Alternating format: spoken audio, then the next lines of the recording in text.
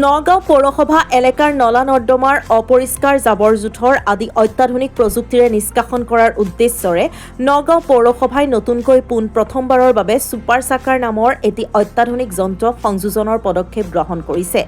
আজি নগাঁও চহৰৰ মনসা মন্দিৰ চাৰিআলিত এই অত্যাধুনিক যন্ত্ৰটিৰ কাৰ্যপ্ৰণালীৰ আনুষ্ঠানিকভাৱে শুভ আৰম্ভ কৰে বিধায়ক ৰূপক শৰ্মাই আৰু তেওঁ কয়, এই অত্যাধুনিক যন্ত্ৰটিৰ জৰিয়তে নগাঁও পৌৰসভা এলেকাৰ নলা নৰ্দমাসমূহ সুন্দৰকৈ চাফ চিকুণ হ'ব আৰু জনসাধাৰণ যথেষ্ট উপকৃত হ'ব পাৰিব।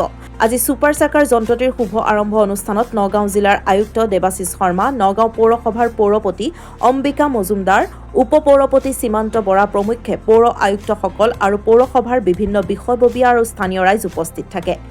নগাঁৱৰ পৰা হিমাংশু কাকতিৰ ৰিপৰ্ট, লেংডন বাতৰি।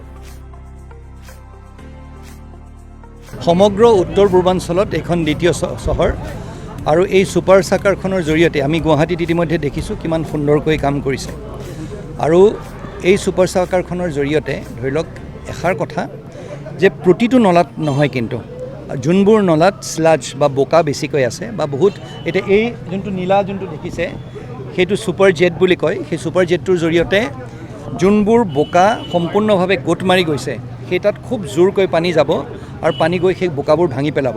সেইকাৰণে আমাৰ পুৰণা যোনবোৰ নলা আমি চাফা কৰিব পৰা নাই, পৰা হ'ব। আৰু মই নগাঁও পৌৰসভাৰ প্ৰত্যেকজন পৌৰপতি মহোদয়া, আমাৰ উপ পৌৰপতি মহোদয় আৰু বিশেষকৈ আমাৰ বিধায়ক ডাঙৰীয়াক মই আন্তৰিক ধন্যবাদ জনাব বিচাৰিছোঁ। নগাঁও পৌৰসভাৰ ইতিহাসত আজি এক নতুন পৃষ্ঠা এটা লিখা হ'ল আৰু মই ভাবোঁ যে স্বচ্ছতাৰ ক্ষেত্ৰত এটা খুব গুৰুত্বপূৰ্ণ এটা অৱদান আগবঢ়াব। মই আজি এই ছুপাৰ চাকাৰ লগত জড়িত প্ৰতিগৰাকী ব্যক্তিক মই মোৰ আন্তৰিক শুভকামনা জনাইছোঁ আৰু অনুষ্ঠানটিৰ উত্তৰ কামনা কৰিছোঁ। আপোনালোকে জানে যে যিবোৰ নলাসমূহ আছে, এই নলাসমূহৰ যিবিলাক বোকা হৈ যায় সেইবোৰ সাধাৰণতে আমি মেনুৱেলি কৰোঁ।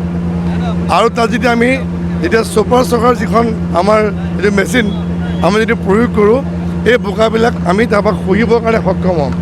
আজি আমাৰ কাৰণে গৌৰৱৰ বিষয় যে নগাঁও পৌৰসভাৰ উদ্যোগত 2,97,00,000 টকা ব্যয় সাপেক্ষে এখন ছুপাৰ চাকাৰ যি আমাৰ বাহন, লগতে দুটা আমাৰ বৃহৎ দুটা আমাৰ টেংকি, য'ত আমাৰ ছুপাৰ চাকাৰখনে আমাৰ যিবিলাক নলাবিলাকৰ জাবৰসমূহ তাৰ পৰা আমাৰ খহি পেলাই আৰু ইয়াত যিটো আমাৰ টেংকিসমূহ পেলাব।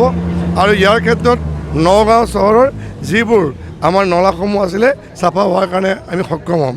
নগাঁওখন স্বচ্ছ কৰাৰ ক্ষেত্ৰত ই আন এক সংযোজন হ'ল। গতিকে মই ধন্যবাদ জনাইছোঁ নগাঁও পৌৰসভাত। আজি নগাঁও পৌৰসভাৰ পৌৰপতি, উপ পৌৰপতি, জিলা আয়ুক্ত ডাঙৰীয়া সকলোৱে মিলি আমি এখন শুভাৰম্ভ কৰিলোঁ আৰু আজিৰ পৰা নগাঁওবাসী ৰাইজৰ সেৱাত ব্যৱহাৰ কৰা হ'ব।